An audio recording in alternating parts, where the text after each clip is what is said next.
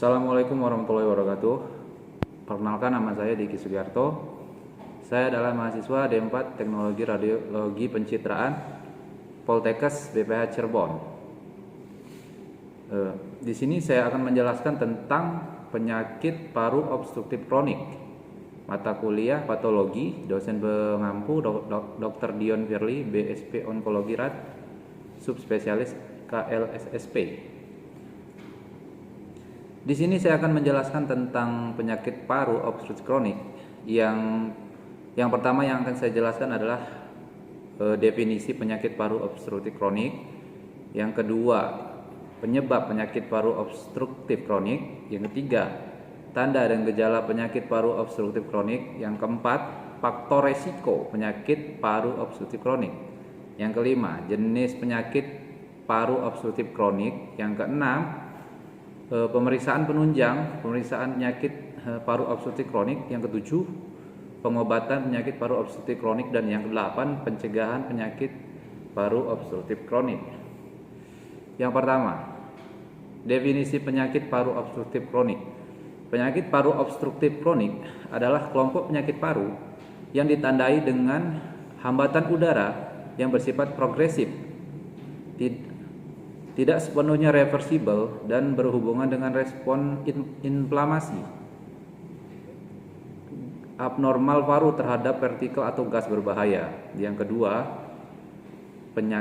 penyebab penyakit paru obstruktif kronik.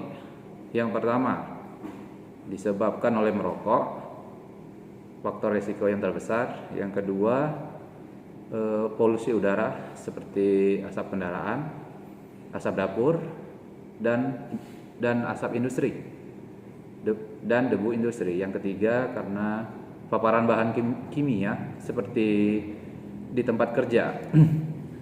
Yang keempat itu faktor genetik, misalnya defisiensi antitrypsin. Yang kelima, infeksi paru berulang sejak kecil. Dan yang keenam, berusia di atas 40 tahun. Yang ketiga, tanda dan gejala penyakit paru obstruktif kronik. Tanda dan gejalanya, yang pertama, batuk kronis, biasanya berdahak. Yang kedua, sesak napas, dyspnea, makin berat saat aktivitas fisik. Yang ketiga itu ada produksi dahak berlebih. Yang keempat, ada bunyi napas mengi, wheezing. Yang kelima, mudah lelah. Yang keenam, pada kasus lanjut, penurunan berat badan dan barrel chest atau dada membesar. Yang keempat, faktor risiko penyakit paru obstruktif kronik. Penyebab utama adalah paparan jangka panjang seperti kebiasaan merokok, terkena polusi udara, asap kendaraan, asap dapur, dan debu industri. Yang kelima, jenis penyakit paru obstruktif kronik. Bentuk utama penyakit paru obstruktif kronik, yang pertama, bronkitis kronis, ditandai dengan produktif berdahak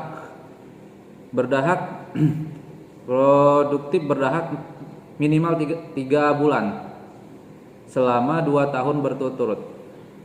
Yang kedua, emfisema. Emfisema adalah kerusakan alveoli sehingga elastisitas paru hilang dan pertukaran gas tertentu. Yang keenam, pemeriksaan penunjang untuk penderita penyakit paru obstruktif kronis. Yang pertama, ada spirometri. Pemeriksaan utama FEV1 atau VVC kurang dari 70% setelah bronkidilator dan menandakan adanya obstruksi. Yang kedua, ada fotoronsen torak, bisa menunjukkan hiperinflasi baru. Yang ketiga, CT scan menilai kerusakan paru lebih detail. Keempat, ada analisis gas darah untuk menilai oksigenasi dan retensi karbon dioksida. Yang ketujuh, pengobatan penyakit paru obstruktif kronik. Yang pertama, berhenti merokok. Yang kedua, konsumsi obat-obatan seperti bronchodilator, B2 agonis antiklorinsik sesuai anjuran dokter. Yang ketiga, rehabilitasi paru, latihan pernapasan dan fisioterapi. Yang keempat, ada vaksinasi influenza, pneumococcus untuk mencegah infeksi. Yang kelima, terapi bedah. Misalnya lung volume reduction surgery adalah operasi pengurangan volume paru-paru dirancang untuk membantu bernapas lebih lega setelah paru-paru dioperasi atau setelah paru-paru dibedah. Atau transplantasi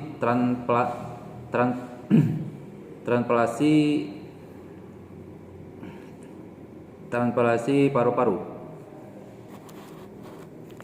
pada kasus yang lebih berat. Yang ke-8, pencegahan penyakit paru obstruktif kronik.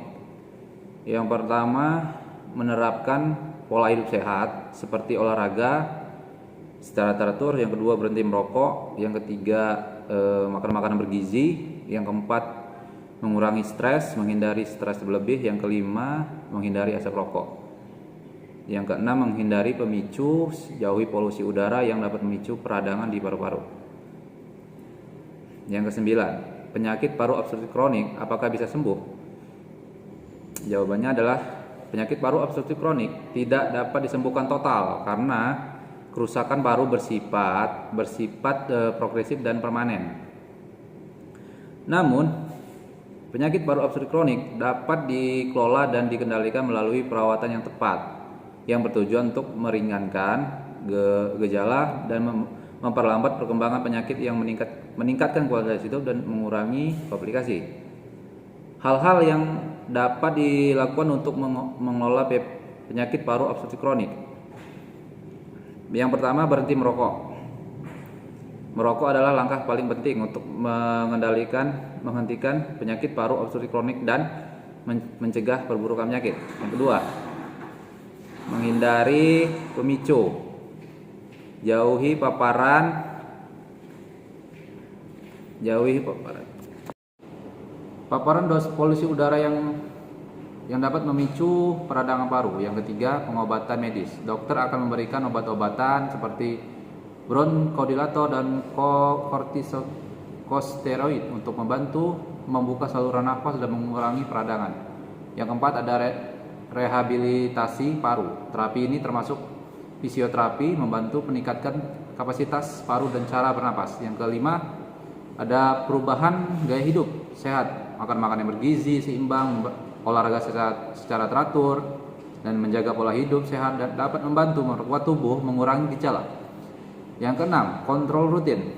Melakukan pemeriksaan rutin ke dokter spesialis paru untuk memantau kondisi penyakit dan memastikan pengobatan berjalan dengan baik.